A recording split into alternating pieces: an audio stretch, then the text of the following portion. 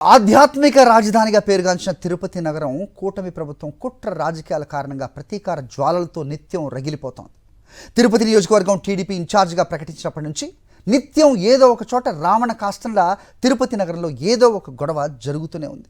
ఓవైపు తెలుగుదేశం పార్టీలో మెజారిటీ నాయకులు జేబీ శ్రీనివాస్ ఒంటెద్దు పోకడలపై తీవ్ర స్థాయిలో సీనియర్ నేతల ఆగ్రహంతో ఉంటే, ప్రధాన ప్రతిపక్ష పార్టీ నాయకులపై వరుసగా తప్పుడు కేసులతో ఇబ్బందులకు గురిచేయడంపై సొంత పార్టీ నేతలే తీవ్రంగా మండిపడుతున్నట్లు సమాచారం. తిరుపతి నియోజకవర్గం తెలుగుదేశం పార్టీ ఇన్ఛార్జిగా ఉన్న మాజీ ఎమ్మెల్యే సుగుణమ్మను తప్పించి చిన్నబాబు అండదండలతో, మంత్రి లోకేష్ అనుగ్రహంతో సీఎం చంద్రబాబు జేబీ శ్రీనివాస్ కు తిరుపతి నియోజకవర్గం ఇన్ఛార్జి బాధ్యతలు అప్పగించారు.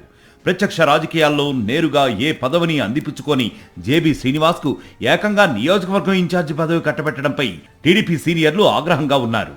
జేబీ శ్రీనివాస్ కు ఈ బాధ్యతలు ఇవ్వడం వెనుక భూమన కుటుంబంపై, ఆయన అనుచరులపై తప్పుడు కేసుల పేరుతో ఇబ్బందులకు గురి చేయాలన్నది టార్గెట్ గా కనిపిస్తోంది. 2019లో తిరుపతి నగరంలో డిసెంబర్ 21న పసుపులేటి మురళి దారుణ హత్యకు గురయ్యాడు. ప్రస్తుతం ఈ కేసులో సాక్షుల విచారణ జరుగుతోంది. ప్రత్యక్ష ప్రధాన సాక్షులుగా ఉన్న మల్లారపు చిన్నాతో పాటు మరికొందరిని బెదిరించి నిందితులు A1గా ఉన్న నరసింహులు, A2గా ఉన్న మల్లీని కాపాడే ప్రయత్నంలో భాగంగా తిరుపతి నియోజకవర్గం టీడీపీ ఇన్ఛార్జ్ జేబీ శ్రీనివాస్ రంగప్రవేశం చేశారు. ప్రధాన సాక్షి మల్లారపు చిన్నాను బెదిరిస్తూ నువ్వు వ్యతిరేకంగా సాక్ష్యం చెబితే భవిష్యత్తులో ఇబ్బందులు తప్పవని హెచ్చరించారు. దీంతో మురళీ కుటుంబం సభ్యులు జేబీ శ్రీనివాస్ వైఖరి పట్ల బహిరంగంగానే ఆగ్రహం వ్యక్తం చేశారు. ఇప్పుడు సాక్షులు బెదిరించిన వారికి ఎంతవరకు కరెక్ట్ సార్? ఇది నేనేమి అడగలే కదా. నా భర్తను చంపిన వాళ్ళకి న్యాయం చేయండి సార్, నాకు వాళ్ళకి శిక్ష వేయమనే కదా సార్ నేను అడిగాను. నేనేమి అన్యాయంగా అడిగానా? నా భర్త చనిపోవడం నిజమే కదా సార్. నడి రోడ్లు, నా బిడ్డలు నేను నడి రోడ్లో ఉన్నాం కదా సార్. ఇంతంతా ఏం చేయాలి సార్? ఇలాంటి రాజ్యంలో మనం ఉంది. ఒక ఆడదానికి న్యాయం జరగదా సార్? జరిగిన దానికే కదా నేను అడుగుతున్నాను.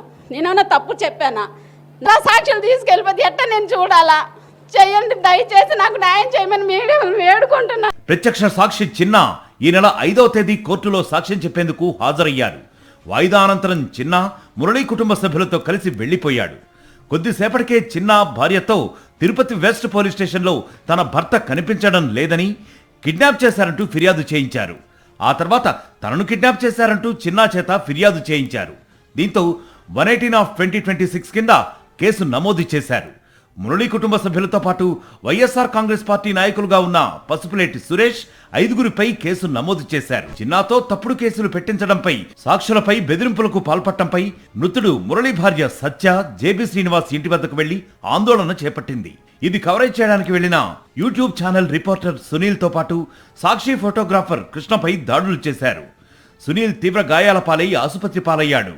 దీంతో రివర్స్ లో జేబీ శ్రీనివాస్ కొత్త స్కెచ్ వేశాడు. తనను చంపేందుకు కొంతమంది ఇంటికి వచ్చారని, తన అనుచరులు రాఘవేంద్రతో పాటు మరికొందరిపై దాడులు చేశారని, వాళ్లు తనను కాపాడారని అంటూ తిరుపతి రూరల్ పోలీస్ స్టేషన్లో ఫిర్యాదు చేశారు. దీంతో వాసు యాదవ్, సునీల్, కృష్ణతో పాటు మరో 2 హత్యాయత్నం కింద కేసు నమోదు చేశారు పోలీసులు. అయితే జేబీ శ్రీనివాస్ అనుచరులు తనను ఎలా బెదిరించారో చిన్న పూసగుచ్చినట్లు చెప్పుకొచ్చాడు. జేబీ శ్రీనివాస్ ఇంటి మీదకు వచ్చి హత్యాయత్నం కేసు నమోదు కావడంతో ఆయన్ను పరామర్శించేందుకు చంద్రగిరి ఎమ్మెల్యే పులివర్తి నాని, పూతలపట్టు ఎమ్మెల్యే మురళీమోహన్, జిల్లా టీడీపీ అధ్యక్షురాలు పరబాక లక్ష్మి వరుసగా పరామర్శలు చేశారు. ఎలాంటి గాయాలు లేని జేబీ శ్రీనివాస్ 2 రోజుల తర్వాత తన మోచేతికి కట్లు కట్టుకుని తన్ను గాయపడ్డట్లు సీన్ క్రియేట్ చేశారు.